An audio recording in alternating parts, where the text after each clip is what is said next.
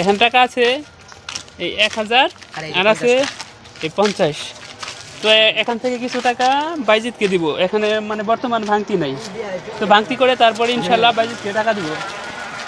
এখানে কি আসসালামু আলাইকুম। তো আমাদেরকে দেখতে পাচ্ছেন আজকে মানে এইখানে আসছি, আসার উদ্দেশ্য হচ্ছে তো এই যে আমার সাথে মানে যোগাযোগ হয়েছে আমার এই যে মানে এই ভাইটা, তো সে মুয়াজ্জিনের দায়িত্ব পালন করে, তো টাকা পাইতে পাইতে অনেক দেরি হয়ে যায়, তারা তো এক্সট্রা একটা খরচ আছে, তো তাকে কিছু টাকা দেওয়ার উদ্দেশ্যে আজকে আসছি।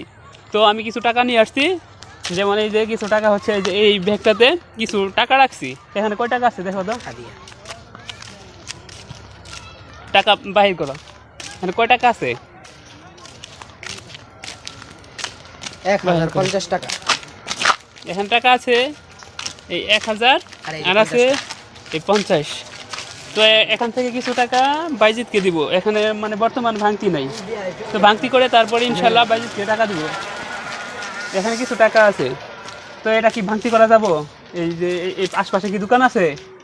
ওই সাইডে তো বৈশা দোকান আছে একটা, ওইখানে ভাঙতি দিব না, 1000 টাকা ভাঙতি দিব না।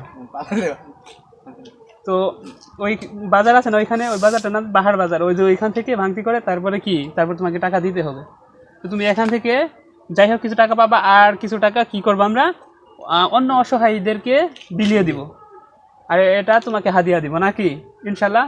সকলকে হাদিয়া দেওয়ার জন্য যেন আল্লাহ তাআলা আমাদেরকে মানে বেশি বেশি টাকা আয় করার তৌফিক দেয় আর মানুষকে সাহায্য সহযোগিতা করতে পারে।